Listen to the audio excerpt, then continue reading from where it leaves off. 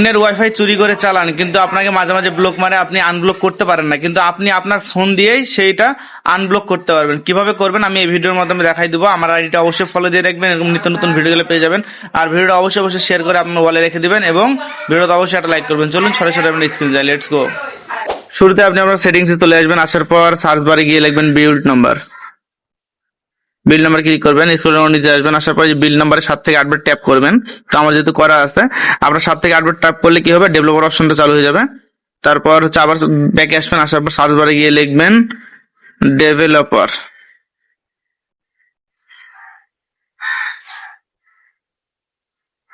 এই যে ডেভেলপার অপশনটাতে ক্লিক করবেন, করার পর স্ক্রল ডাউন করে নিচে আসবেন। আসার পর এখানে দেখেন যে ওয়াইফাই নন প্রেসিডেন্ট ম্যাক র্যান্ডমাইজেশন, এটা কি করবেন, অন করে দিবেন। তাহলে আপনাকে সে যতবারই ব্লক করুক ওয়াইফাই আপনার, ততবারই আপনি চালাইতে পারবেন। তো এটা চালু করার পর আপনি কি করবেন, আবার ওয়াইফাই এর অপশনে যাবেন, যাওয়ার পর ওইখান থেকে আপনার ওয়াইফাইটা ফরগেট করে আবার নতুন করে পাসওয়ার্ড দিয়ে সেট করবেন। তো দ্যাটস ইট।